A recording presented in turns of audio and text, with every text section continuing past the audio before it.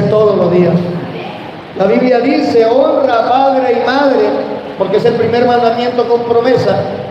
Y no dice que nos honremos el segundo domingo del mes de junio, sino todos los días.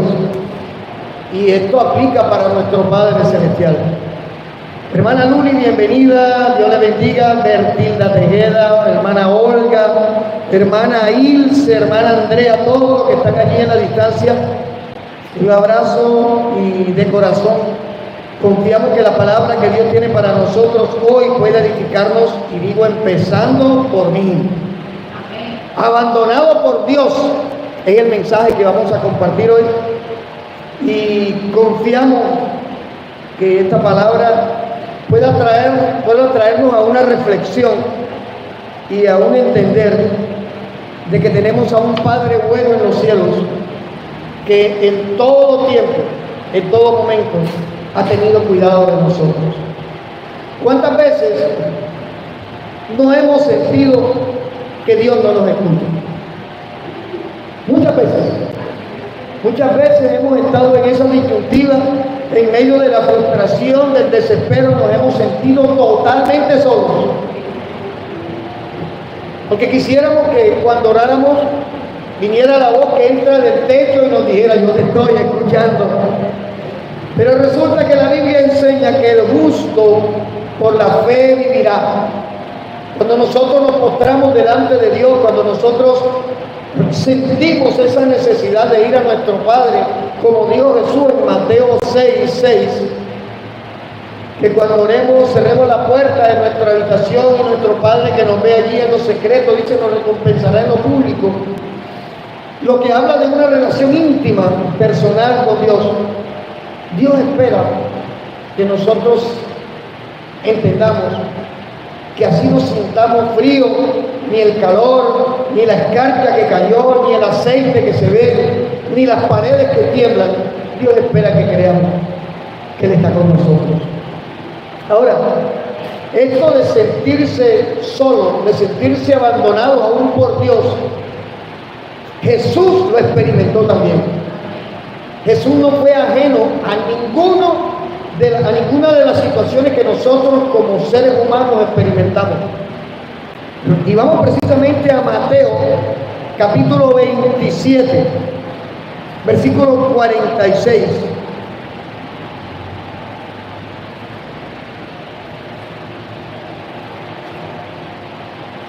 Mateo 27, versículo 46 al versículo 50. Gloria a Dios. Y dice la palabra de Dios que cerca de la hora novena, Jesús clamó a gran voz diciendo, Elí, Elí, lama sabactani. Esto es, Dios mío, ¿por qué me has desamparado? Algunos de los que estaban allí decían al oírlo, a Elías llama a este. Y al instante, corriendo uno de ellos, tomó una esponja y la empapó en vinagre y poniéndola en una caña le dio a beber. Pero los otros decían, deja, veamos si Elías viene a librarle. Mas Jesús, habiendo otra vez clamado a gran voz, entregó el Espíritu. Adelante.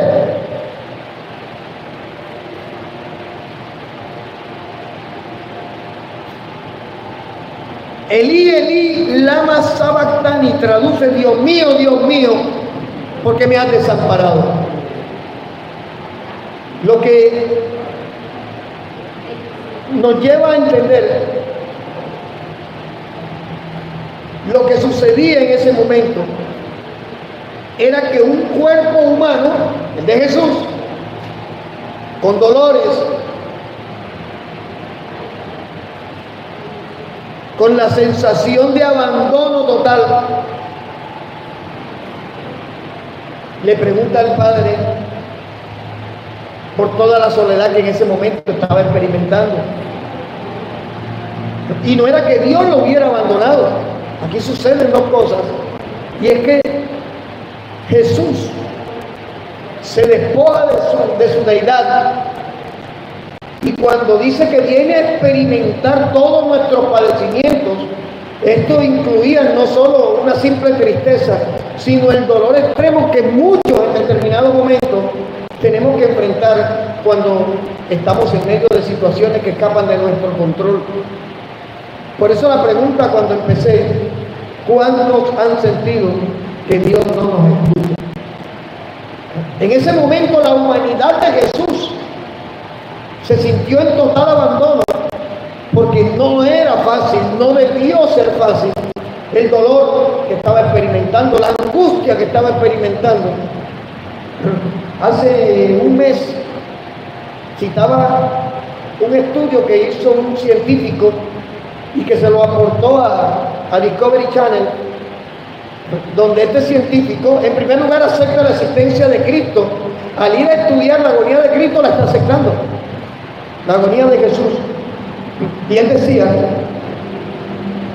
que en la posición que este hombre lo habían colocado,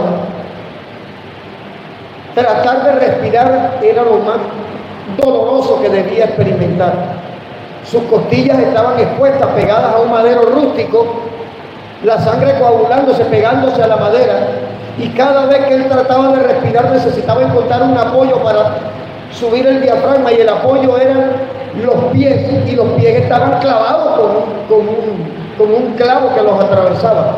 O sea, el dolor para nosotros cuesta trabajo tratar de entender. Si nosotros nos chuzamos el pie con una puntilla y todo el dolor que sentimos, si usted se tropieza el dedo pequeñito y usted sabe todo lo que se siente allí, si usted está golpeando con un martillo y medio se pellizca, ahora imagínese unos pies atravesados por un clavo, unas costillas desgarradas expuestas, tratando de respirar. Y este hombre decía que su agonía debió ser impresionante. Y en medio de esta agonía, Jesús, hombre, que es el que está agonizando allí, le dice al Padre: ¿por qué me has desamparado? Y esta expresión creo que es la expresión más humana de todas las expresiones que lanzó Jesús, porque son las expresiones que salen de nuestro corazón cuando no le encontramos solución a nada de lo que queremos resolver. ¿Cuánto no nos hemos sentido solos en medio de un conflicto familiar? ¿Cuánto no nos hemos sentido solos cuando un ser amado se nos va? ¿Cuánto no hubiéramos querido retroceder el tiempo en determinadas situaciones? Jesús estaba experimentando eso en ese momento en la cruz. Y era Jesús, hombre.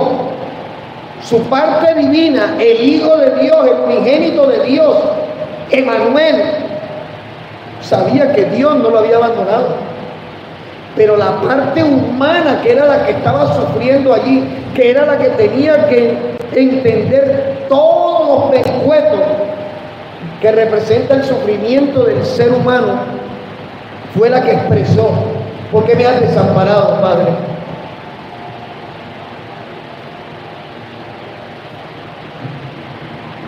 Cuando un médico entrega un diagnóstico devastador, cuando tu cónyuge te dice: hasta aquí llegamos, cuando pierdes tu empleo, cuando un desastre natural se lleva lo único que tenías, Dios mío, ¿por qué me está pasando esto a mí?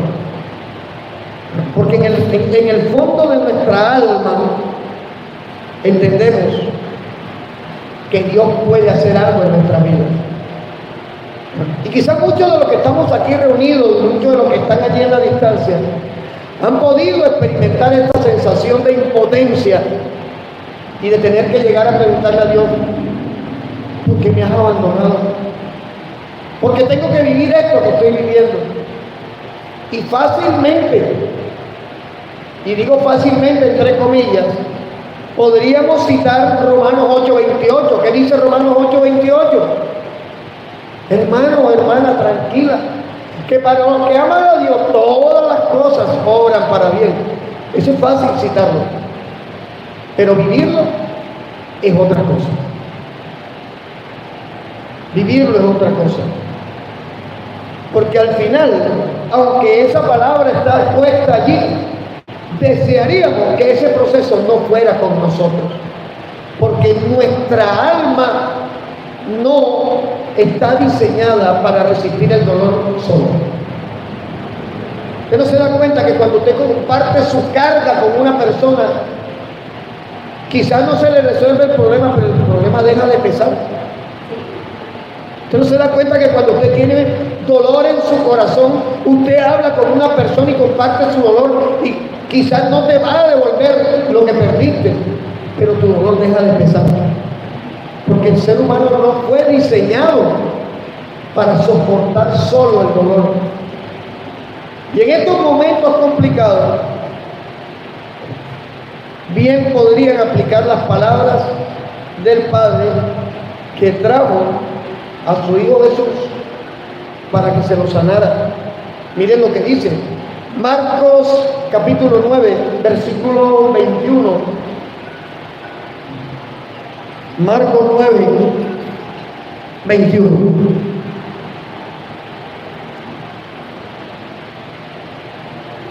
¿Ya lo tenemos?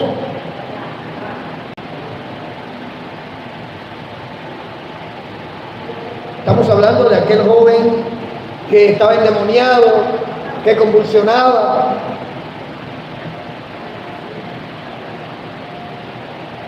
Versículo 20 dice que cuando se lo trajeron a Jesús y cuando el espíritu vio a Jesús, se sacudió con violencia al muchacho, quien cayendo en tierra se revolcaba echando espumas por la boca. Jesús le preguntó al papá del muchacho: ¿cuánto tiempo hace que le sucede esto? Y el padre del muchacho dijo: desde niño. Y muchas veces le echan el fuego y en el agua para matarle. Pero si pueden hacer algo, ten misericordia de nosotros y ayúdanos. Jesús le dijo: si puedes creer, al que cree, todo le es posible. E inmediatamente el padre del muchacho clamó y dijo: creo, ayuda mi incredulidad. Mira lo que dice él. En medio de su poca fe, de su corta fe, porque incredulidad no es necesariamente ausencia de fe, sino falta de una fe que le dé para confiar plenamente.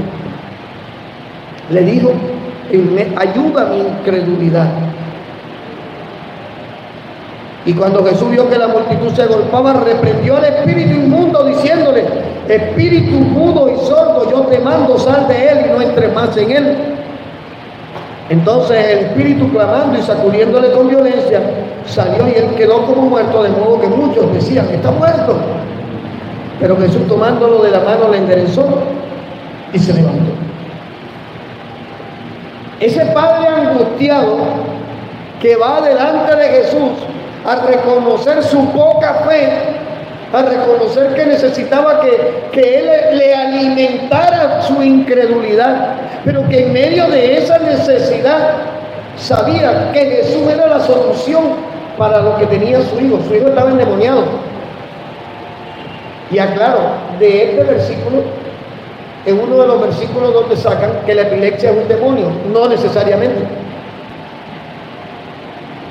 Aquí estaba un muchacho endemoniado y el demonio provocaba que fuera al piso, se revolcara y era sordo y mudo, porque aquí lo que dice Jesús era, o sea, que el muchacho desde niño ni hablaba ni hacía nada, y encima de eso convulsionaba producto de una posesión demoníaca. Pero si una persona se pega un golpe en un accidente contra una pared y desarrolla un tumor, ese tumor no podemos decir este demonio de epilepsia, sal, porque no fue provocado por una posesión.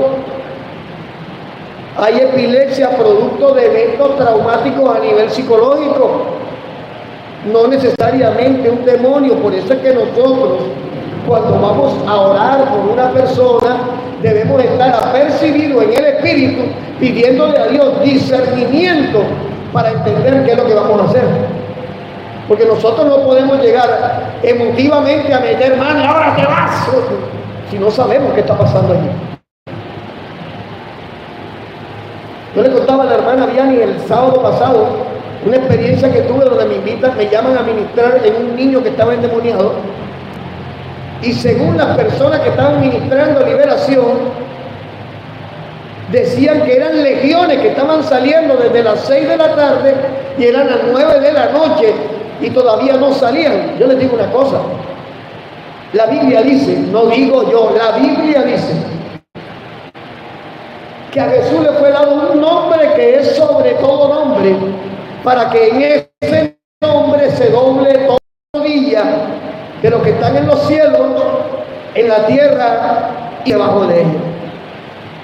Por tanto, donde hay legiones o donde hay un demonio, si mi fe en Cristo me da para confiar y creer que ese Cristo lo va a hacer libre, si se activa. Porque al final, cuando yo llegué allí y le dije a las hermanas que estaban allí, suéltelo, ¿cómo lo vamos a soltar? El niño parecía un frito de 4 días lleno de grasa, le habían echado aceite Johnson por todos lados. Y el Espíritu Santo me dijo primero orar. Me fui a un rincón a orar y el Espíritu Santo me decía, el niño fue abusado sexualmente. Y el nombre del que lo abusó es lo que le da autoridad al demonio que lo tiene cautivo. Cuando llego donde está el niño, le digo a las que estaban allí, suéltenlo, y le dije al demonio que estaba en el niño, dame el nombre que te da autoridad sobre este niño y sal de él en el nombre de Jesús. El demonio reaccionó y me dijo, tienes cáncer, poder en Cristo, dame el nombre.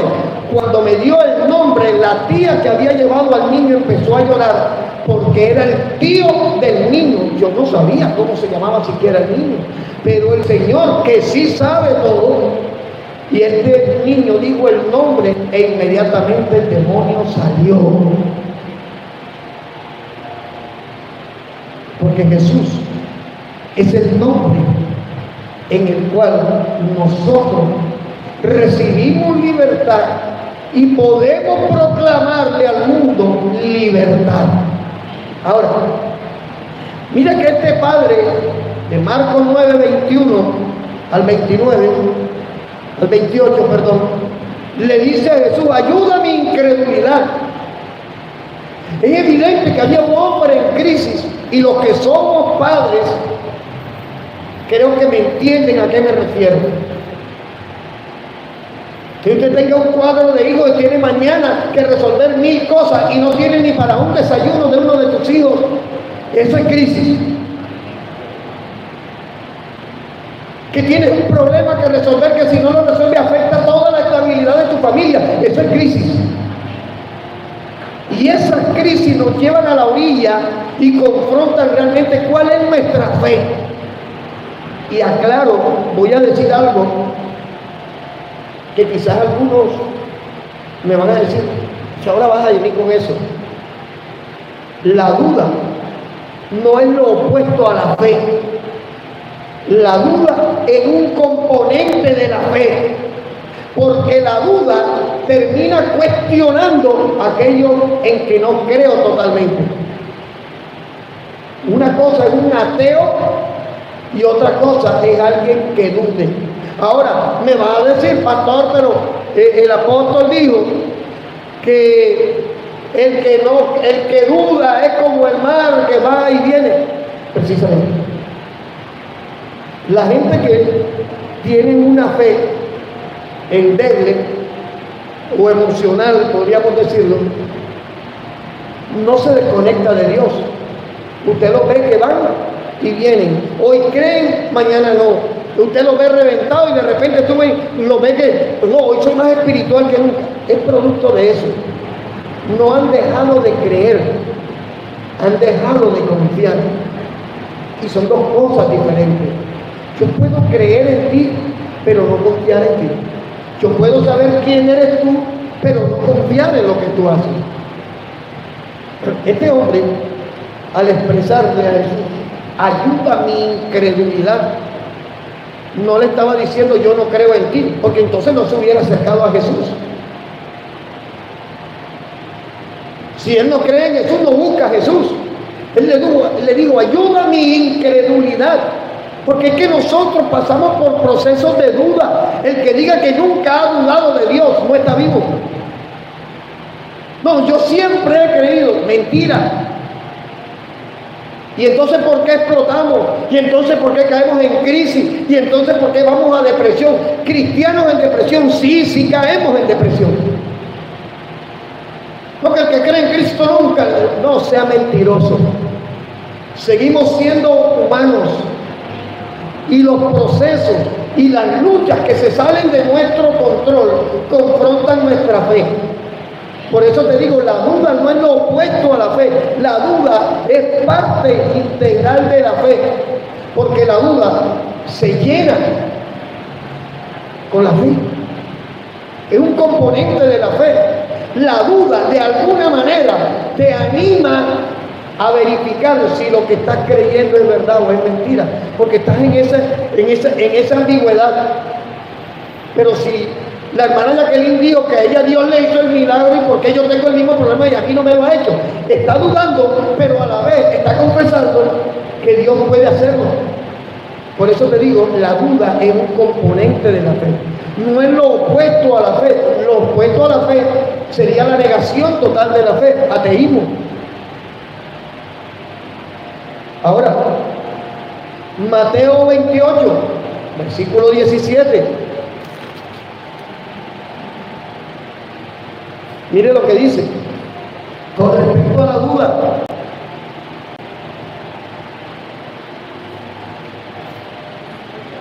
Jesús ya resucitó aquí. 28, 17. Mateo 28, versículo 17. Es más, leamos el 16 para que entre en contexto. Dice, pero los 11 discípulos, aquí todavía no habían reemplazado a Judas, se fueron a Galilea, al monte donde Jesús les había ordenado. Y cuando le vieron, le adoraron. ¿Pero qué dice allí? Pero algunos dudaban. Ahora, Tomás, mira este ejemplo práctico. Tomás caminó con los otros 10, sí. Tomás vio los milagros de Jesús, sí. Tomás vio lo que Pedro caminó sobre el agua, sí. Tomás vio que se alimentaron más de 25,000 personas con unos cuantos pececitos y unos cuantos panes, sí. Tomás vio la liberación de los endemoniados, sí. Pero no fue Tomás el que dijo, si yo no meto el dedo en la herida en la herida de sus manos y en la herida de su costado, no lo creo. Y no dejó de ser discípulo por eso,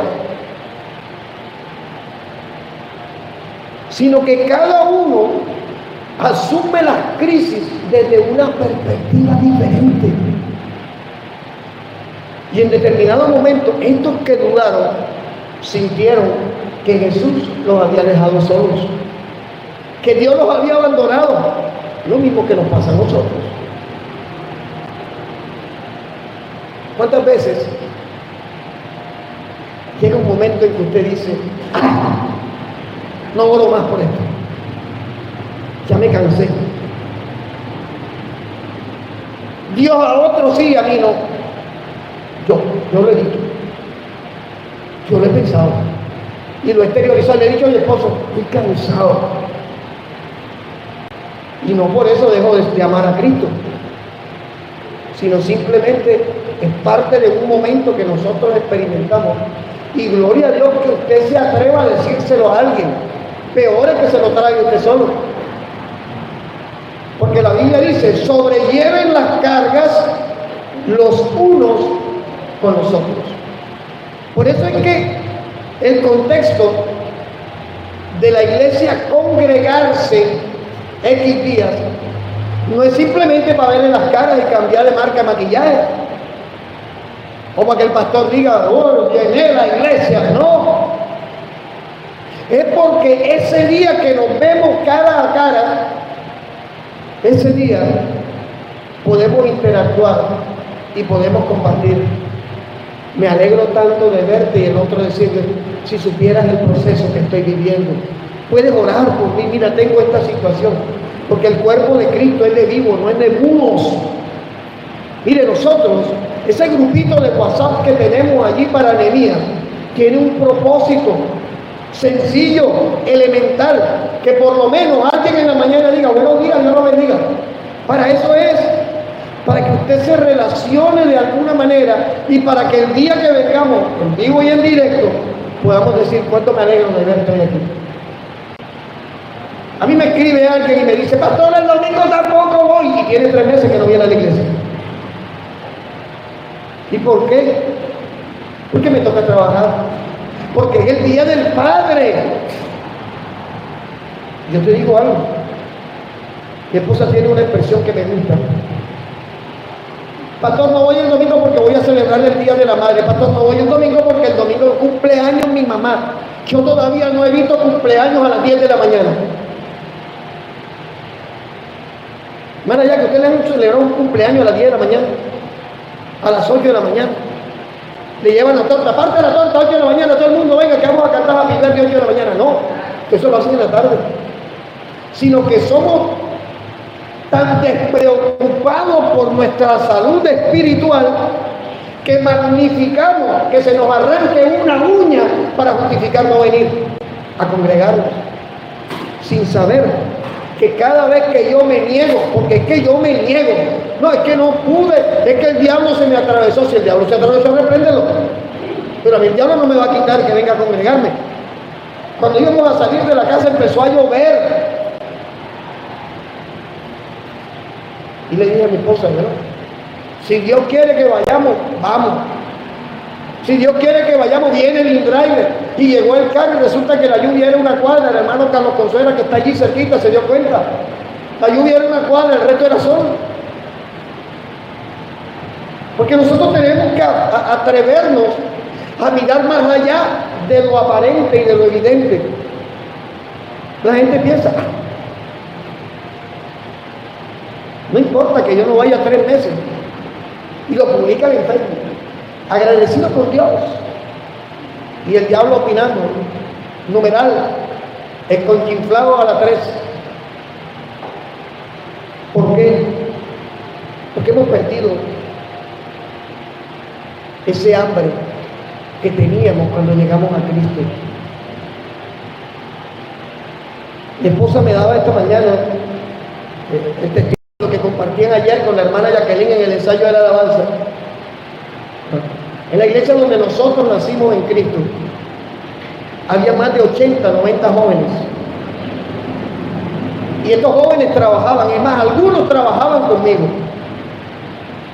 Y estos jóvenes salían de su trabajo, iban a su casa, se echaban un baño y después iban a la iglesia. Y un miércoles había 90 personas y de esas 90, 50 eran jóvenes. ¿Que eran más santos que otros? No, tenían disposición, tenían hambre de Dios, que es lo que se ha perdido dentro de la iglesia. Mire, yo admiro y le doy la gloria a Dios por estos hermanos y hermanas que están en la distancia, que están allá. En México hay un grupo en este momento, 25 personas están sentadas en una sala en este momento, con un televisor en YouTube y un parlante al lado escuchando el mensaje. Yo no he dicho que hagan eso. Dios les puso a hacer eso porque donde estaban nada más les hablaban era de plata. Eso no es problema mío, eso es problema de Dios allá con cada quien. Pero estos hermanos sienten que se edifican porque tienen hambre de Dios, no de Carlos Torres. Mire, yo admiro a estos hermanos y hermanas que el jueves en la noche, el miércoles en la noche, el viernes en la noche, cuando uno dice vamos a transmitir, están allí. Mientras que los que están aquí a 5 minutos les cuentan porque, ay, si llueve, ay, la brisa, ay, los mosquitos. Bueno, pero tampoco van a YouTube. Porque la iglesia ha perdido hambre. Hemos perdido hambre de Dios. Y hemos pensado que congregarnos es un sacrificio. Y esto no es un sacrificio. Debiera ser gozo venir a recibir y venir a dar. Esto no es un sacrificio, sacrificio lo hizo Cristo. Y ese sacrificio le generó angustia. Y volvemos al tema, por eso fue que dijo, Elí, Elí, ¿por qué me has abandonado? Porque los sacrificios sí generan angustia. Por eso tomaba el ejemplo de los que somos padres. Y que mañana no tenga usted para el desayuno de 3 pelados, hermana Clara. ¿Qué se siente?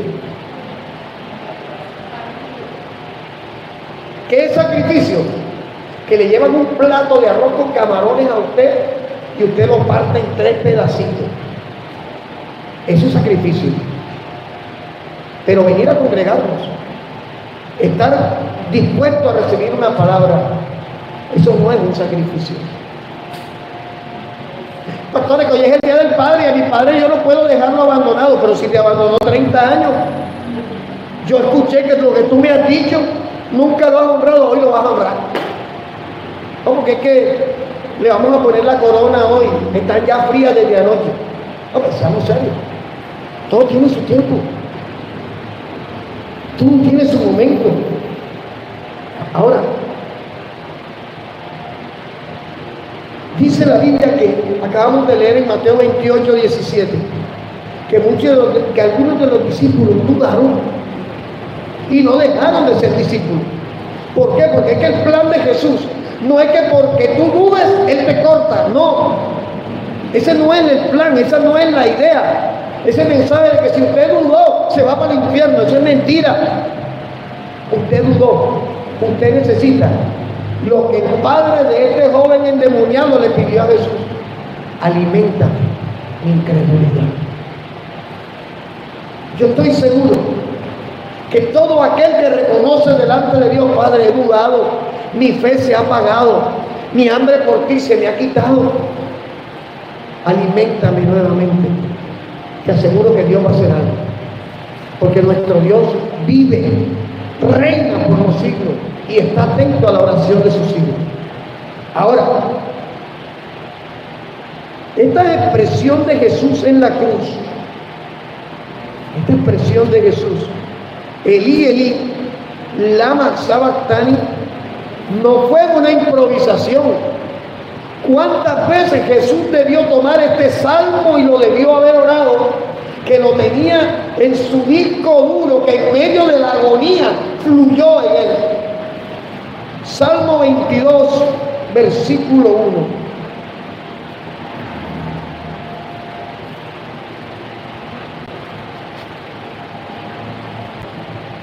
Dios mío, vamos a buscarlo. Se darán cuenta que Jesús no estaba inventando.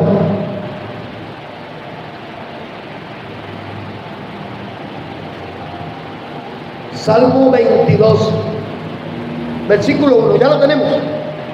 ¿Cómo dice? Dios mío, ¿por qué me has desamparado? Mira, las palabras son del salmista, son de David, y son las mismas palabras que Jesús dijo en arameo. ¿Por qué estás tan lejos de mi salvación y de las palabras de mi clamor?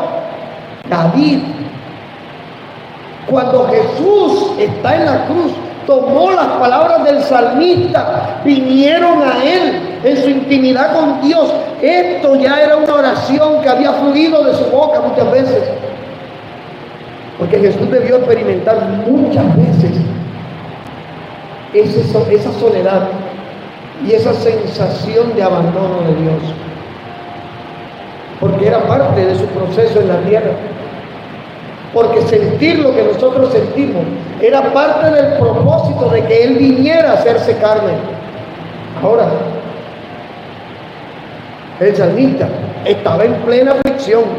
Versículo 2, ¿qué dice? Dios mío, clamo de día y no respondes, y de noche y para mí no hay reposo.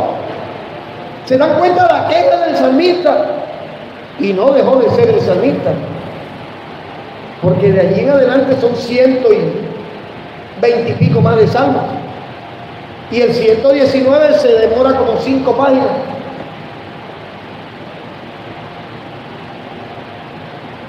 El salmista, en medio de la aflicción que estaba experimentando, también experimentó el abandono de Dios. Y cuando hablo del abandono de Dios, aclaro, no es que Dios abandona, sino que nosotros, en medio de la aflicción, dejamos de percibir a Dios.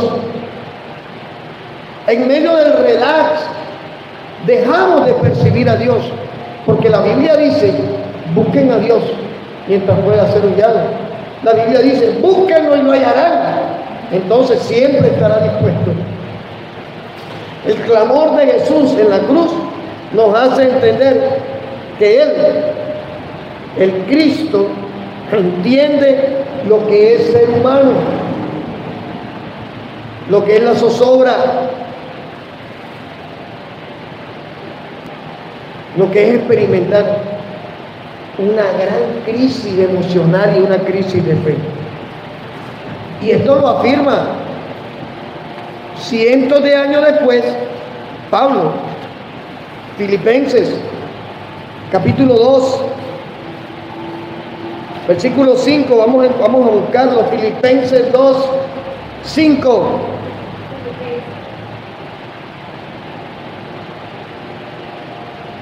Pablo toma la crisis de Jesús, toma el ejemplo de Jesús como testimonio y lo traslada ahora a la iglesia.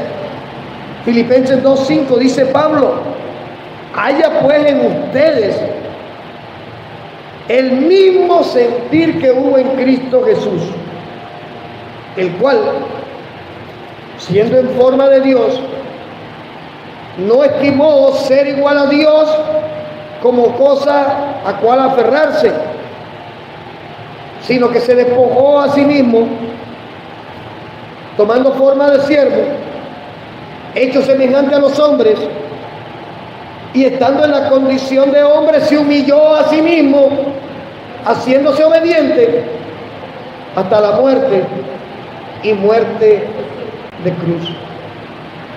Este versículo afirma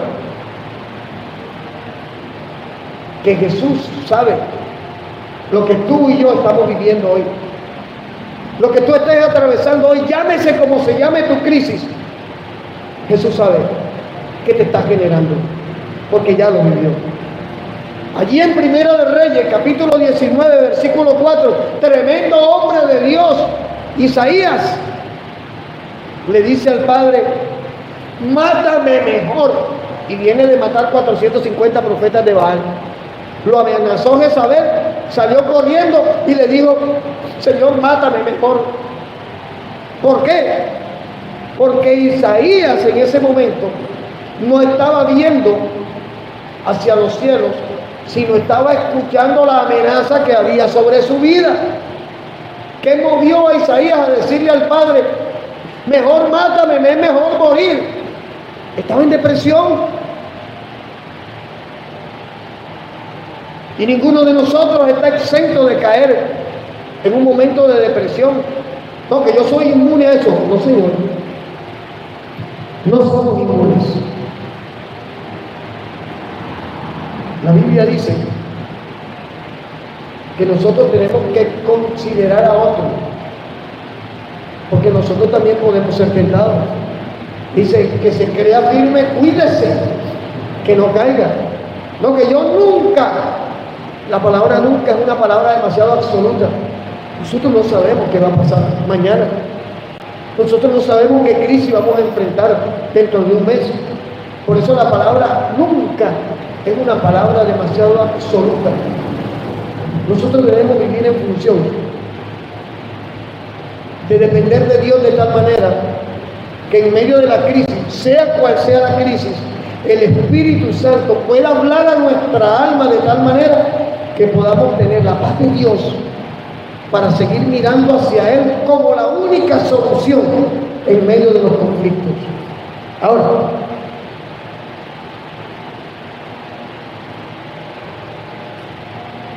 Isaías sintió el abandono de Dios. Eso es literal. Cuando hablo del abandono de Dios, no es que Dios se fue, es que dejamos de sentir a Dios, es que dejamos de escuchar a Dios. ¿Cuándo más se deja de escuchar a Dios? Alguien que me ayude, hermana de Dios. ¿Cuándo más dejamos de escuchar a Dios? ¿Qué hacemos que no deja que escuchemos a Dios? dejar de orar. ¿Qué más? Se pierde la comunión con Dios cuando se deja de orar, sí. El pecado. El pecado no deja que escuchemos a Dios. Porque el pecado grita tan alto que muchas veces no deja oír la sutil voz del Espíritu Santo. Ahora bien, tener todos estos ejemplos sirven para ilustrar nuestras vidas y hacernos entender que sentir el abandono de Dios no es pecado de muerte, sino solo parte del anhelo de nuestra alma por ver de cerca a Dios en medio de nuestras circunstancias. El tema es, cuando Jesús se hace hombre, lo hace con conocimiento de todo lo que iba a padecer. Sin embargo, el dolor físico fue tan extremo y el abandono lo convirtieron en la mejor ayuda que podemos recibir en momentos de lucha o de soledad.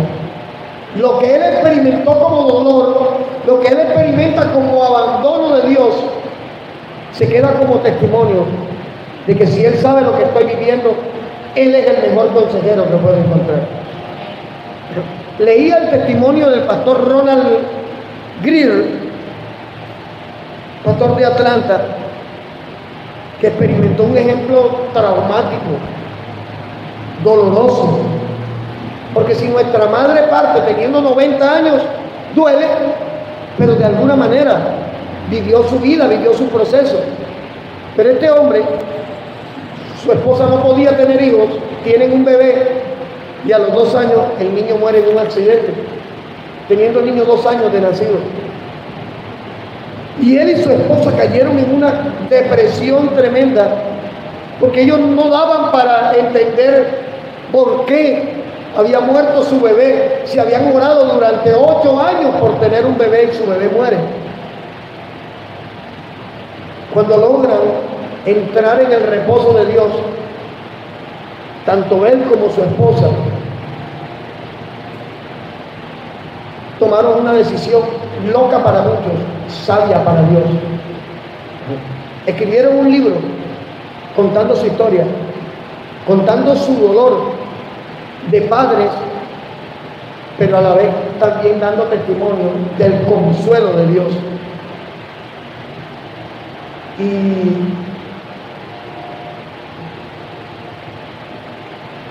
un gran número de personas que habían perdido seres queridos se acercaron a ellos. Cuando ellos llevan a la congregación todo lo que habían vivido, cuando hacen público su libro, narra la historia que habían filas de personas esperando para sentarse a orar con ellos. No porque la oración de ellos fuera a quitarles el dolor, sino porque el testimonio de cómo Dios les dio fuerza para entender que había un propósito en medio de todo esto y que eso que él experimentó, que su esposa experimentó, le permitía darle un poco de fe prestada a los que llegaran allí. Algunas de las personas que se acercaron le dijeron: lo elegimos a usted porque queríamos hablar con alguien que hubiera estado allí en el sitio que nosotros vivimos. Y esto tiene peso cuando hemos compartido que nosotros tenemos el deber de llevarle el evangelio a todo el mundo. Es cierto. Pero si usted no fue drogadicto, que ese mensaje sea sensible a un drogadicto es complicado, porque muchas veces decimos cosas y asumimos cosas que no sabemos que esa persona está viviendo. Cuando mi esposo y yo estuvimos en el ministerio que rescatábamos drogadictos de las calles, nos dimos cuenta de los vacíos del ser humano y de cómo la iglesia muchas veces en su afán de hacer cosas se olvidó de que primero tenemos que ser antes que hacer. ¿Por qué? terminaron usando a los drogadictos como una manera de ganar dinero. Con un sitio, 1,20 m drogadictos, lo convierto en una IPS y una EPS me paga por tenerlos allí. Es un negocio. Pero realmente, y pongo el ejemplo práctico de la drogadicción porque la conozco de cerca. El que ha sido drogadicto, cuando se sienta a hablar con un drogadicto, no lo hace pensando en juzgar o en cuestionar, sino en edificar. Porque en determinado momento, cuando yo estuve en esa condición, nadie se acercó para edificarme, sino para juzgarme. Mi propia familia me ponían una canción que se llama Caretas cada vez que yo llegaba. Búsquela y entenderá a qué me refiero. Se burlaban de mí porque era drogadicto. Y la gente que se acercaba simplemente para hacerme sentir que yo no era nada ya. Cuando Cristo vino a mi vida, Cristo usó a alguien que había estado en la misma condición que yo. Y que cuando me habló de Cristo, no me habló de Cristo para señalarme, ni para hacerme sentir, eres una porquería, perdido. Esas palabras no vienen de Dios.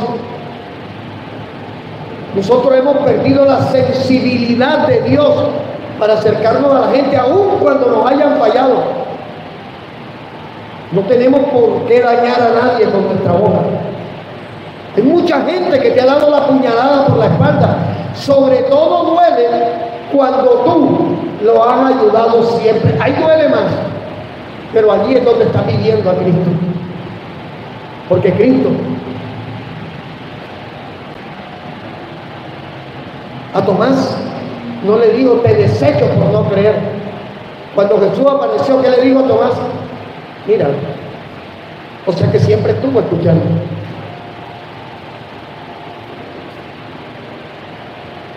A veces necesitamos fe prestada. ¿Cómo así, pastor? Ahora, ¿de dónde sacó que es la fe prestada? Es tomar el testimonio de vida de alguien que de la mano de Dios ha superado un evento doloroso, complicado, y usarlo para apalancar nuestra fe. En este caso, nuestra fe en Cristo es una fe prestada. Porque estamos usando el testimonio de Cristo para nosotros sostenernos firmes, mirando hacia los cielos. Hebreos capítulo 4. Aquí está. Esta no me la inventé tampoco. Hebreos 4, versículos 14 al versículo 16. Por tanto, teniendo un gran sumo sacerdote que traspasó los cielos, Jesús, el Hijo de Dios, retengamos nuestra profesión, o sea, nuestra fe. Porque no tenemos un sumo sacerdote que no puede compadecerse de nuestras debilidades, sino uno que fue tentado en todo según nuestra semejanza, pero sin pecado. Acerquémonos pues confiadamente al trono de la gracia para alcanzar misericordia y hallar gracia para el oportuno socorro. Mira, hay personas que cuando te ven caer no te abrazan para levantarte, se acercan para juzgar, para dañar, para hacerse sentir mejor ellos. Y esto no es de Dios, porque Jesús, experimentando todo lo que experimentó, podría decirnos a nosotros, oye, mira lo que yo sufrí y tú no estás valorando mi sacrificio. Él podría decir eso. Sin embargo, Jesús dice, vengan a mí todos los que están trabajados, todos los que están padeciendo, todos los que estén cansados, todos los que están atribulados, que yo te haré descansar. Hemos perdido la sensibilidad y hablamos de amor.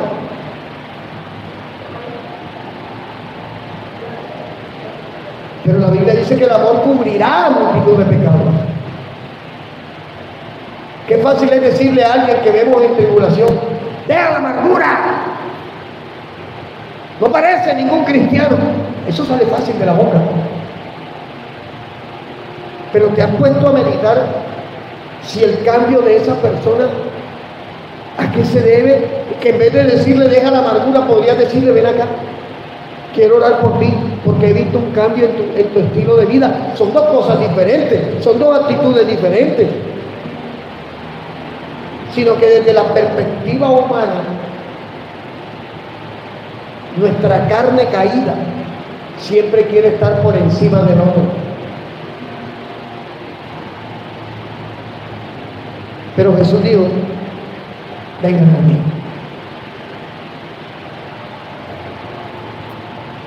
Es cierto que en medio de tus luchas, tus pruebas y tus procesos, prácticamente nadie va a venir a apoyarte y a consolarte. Eso es real, pero eso no es para destruirte. Muchas veces Dios va a permitir el abandono porque te quiere a solas con Él.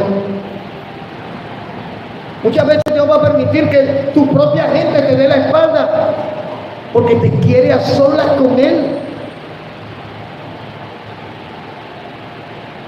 Porque no quiere que estemos experimentando lo que llamo el abandono de Dios, que no es otra cosa que no sentir a Dios en nuestra oración, que no percibir a Dios en nuestra vida diaria. Mira, cuando tú te levantas y está el sol, dale gloria a Dios, allí está Dios en el sol. Cuando tú te levantas y está la lluvia, dale gloria a Dios, porque allí está el sol en la lluvia, allí está Dios en la lluvia, perdón. La lluvia de la que tú reniegas para otros es bendición. Porquería de lluvia esa cayendo, y en el campo los campesinos levantando la mano: gloria a Dios, Señor, porque la cosecha le está cayendo agua.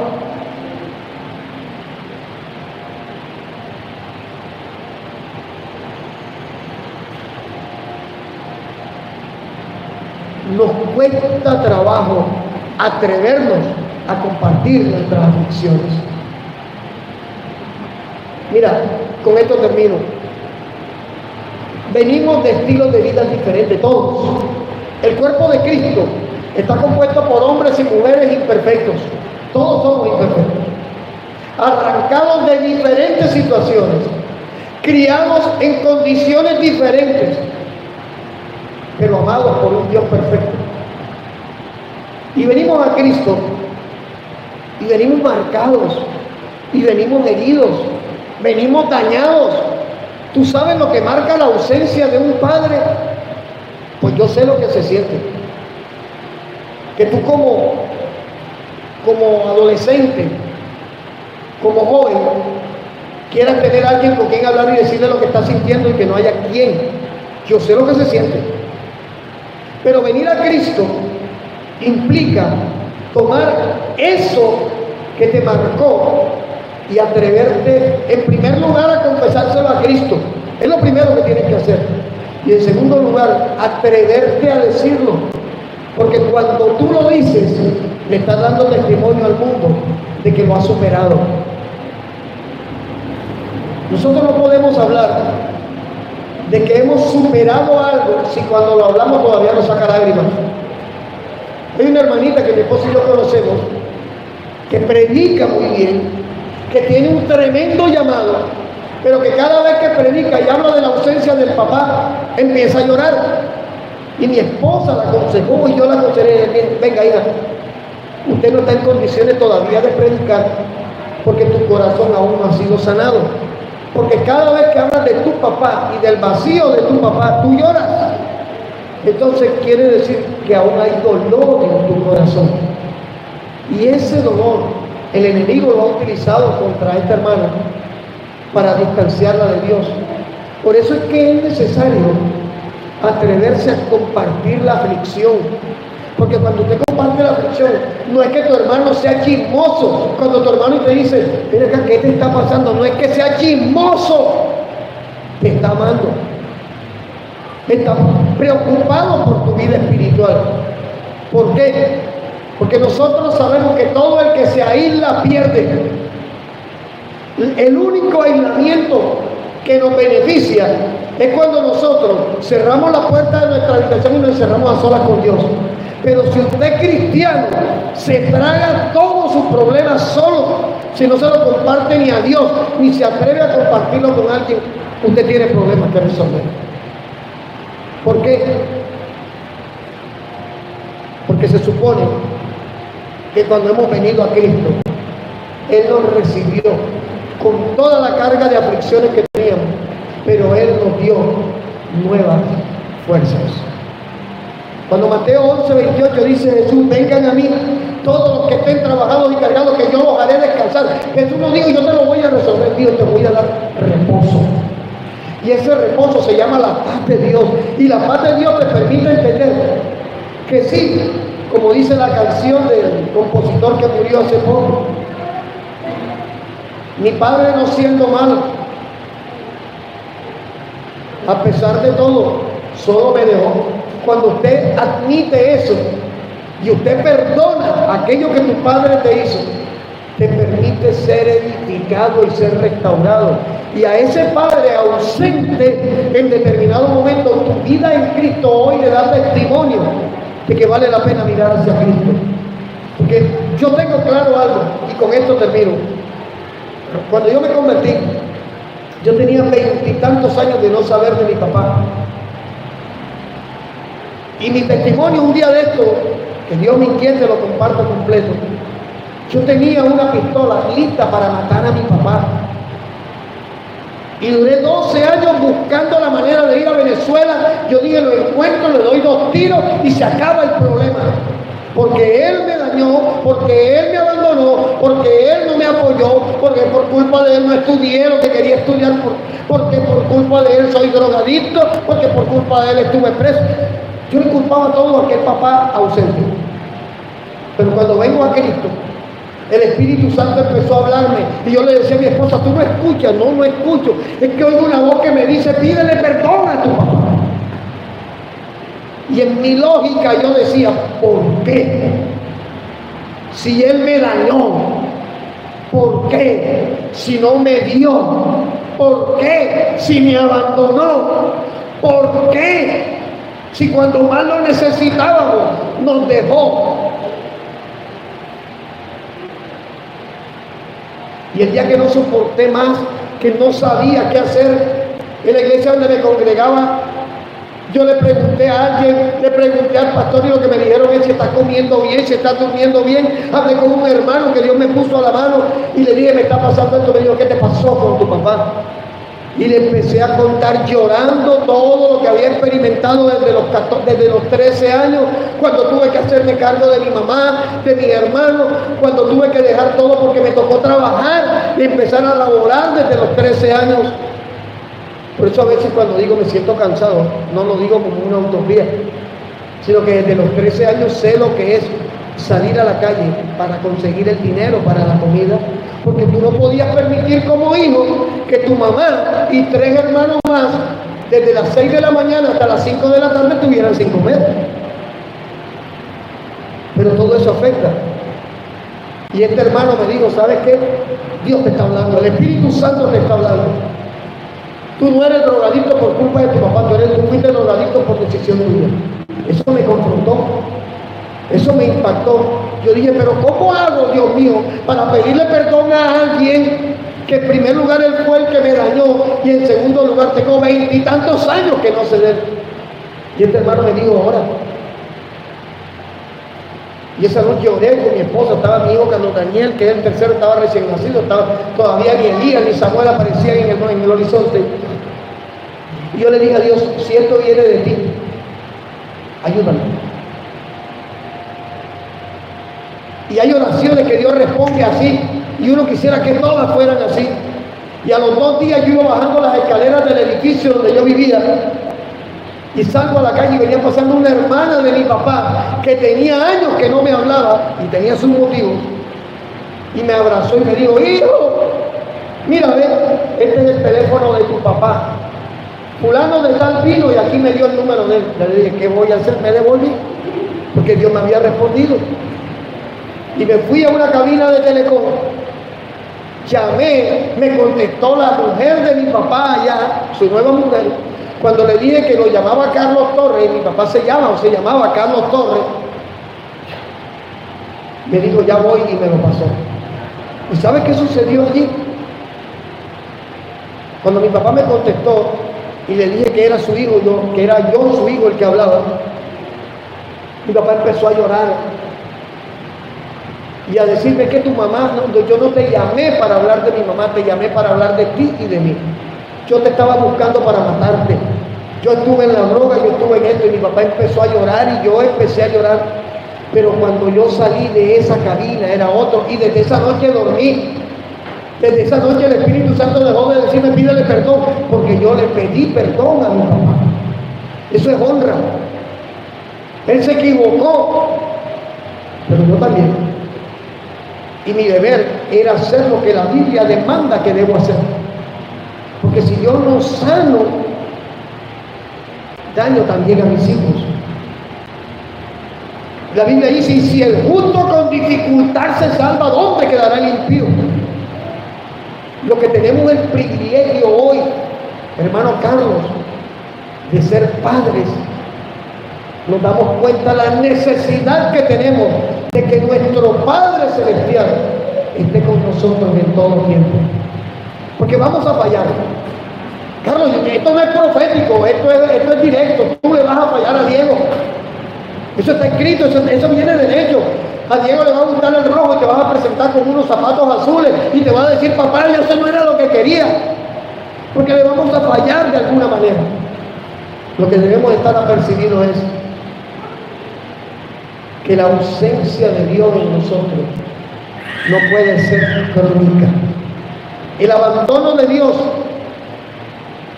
no es por parte de Dios, es por parte de nosotros. Somos nosotros los que decidimos darle la espalda a Dios. Somos nosotros los que decidimos hacer una vida aparte de Dios. Somos nosotros los que decidimos, aún sabiendo que no está bien lo que estamos haciendo, tener una vida paralela a la vida de Dios. Pero hay una promesa. Josué 1:9, Dios le dijo a Josué, y esa promesa se extiende para nosotros. Esfuérzate, sé valiente, porque es aquí que yo estoy contigo todos los días de tu vida. Es posible que tú estés experimentando hoy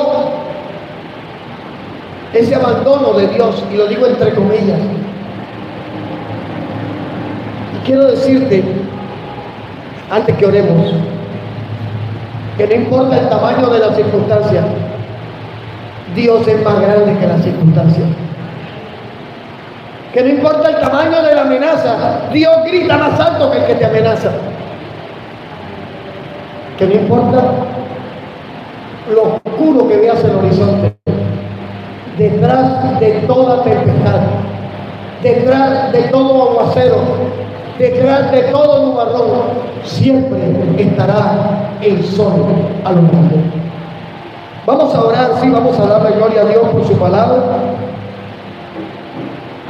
Y si el Señor le ha hablado en esta mañana, dele la gloria, dele la honra, y sepa que usted no está solo, que usted no está sola, que tus hijos no están solos, que la cobertura de Dios es espiritual y alcanza,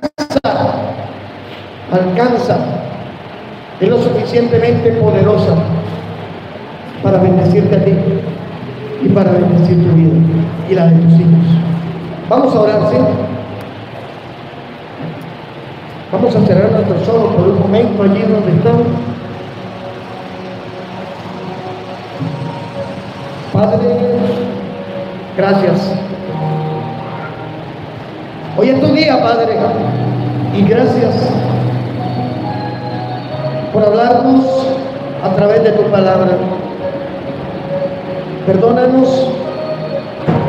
En el nombre de Jesús, perdónanos cuando le hemos permitido a la tentación, a la debilidad, a la caída, al pecado, a la deuda, a la frustración, al desánimo, cuando le hemos permitido ser más grande que tú ante nuestros ojos. Perdón.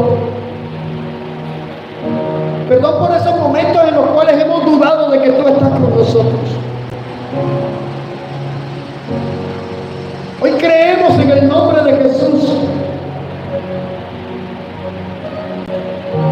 que hay palabras de vida escritas en la Biblia para nosotros, que hay promesas dispuestas para nosotros,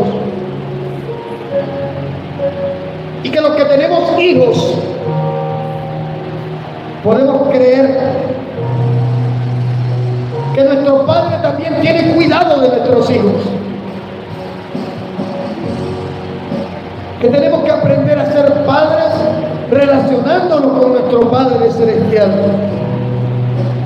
que tenemos mucho que aprender, sí Señor, así es, pero en nuestro corazón está la disposición, bendito Dios, de permitirle a tu palabra edificarnos, de permitirle a tu palabra levantarnos.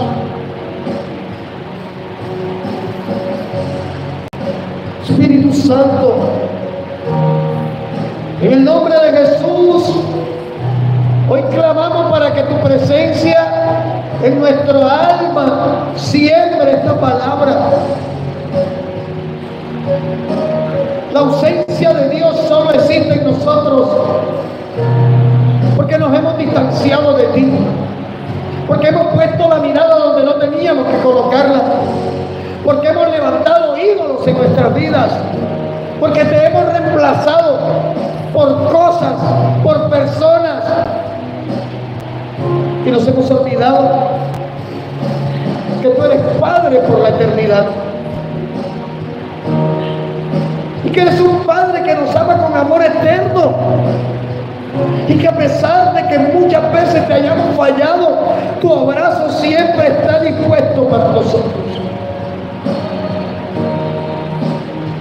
Hemos decidido seguir a Cristo y oramos para que tu Espíritu Santo nos sostenga en no volver atrás, en no volver atrás.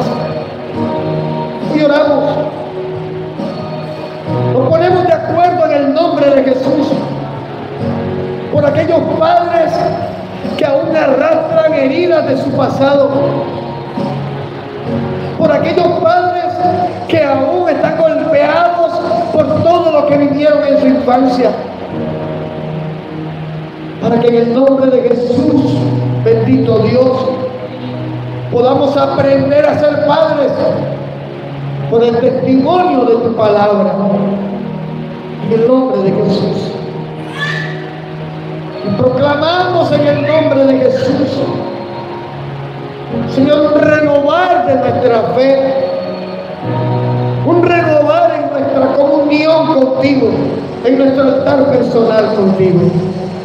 Y recibe la gloria, la honra y la alabanza por la eternidad en el nombre de Jesús. Te damos gracias, Señor, por tu palabra y por este tiempo.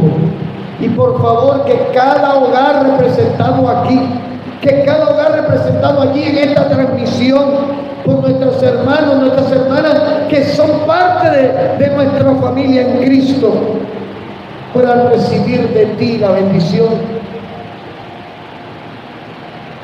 de discernir, de recibir tu palabra, de recibir tus respuestas, que aquellos que tenemos hijos podamos aprender a confiar en que tú tienes el control, aunque a nosotros no nos parezca, de que aquel hijo por el cual hemos orado y hemos puesto en tu presencia, clamándote, Señor, porque ha sido carga para nuestro corazón, está en tu corazón también hacer algo en su vida. Nosotros hoy te pedimos que por tu palabra y por este mensaje alimentes nuestra incredulidad, como dijo este padre que se acercó a pedirle ayuda a Jesús. Gracias te damos en el nombre de Jesús. Amén y amén. Gloria a Dios. ¿Cuánto pueden darle la gloria a Dios? Gloria a Dios. Y a nuestros hermanos y hermanas que están allí en la distancia, les invitamos a seguir adelante con la mirada en Cristo. Y si el Señor lo permite, dentro del miércoles estaremos nuevamente por este canal. Dios les bendiga a todos.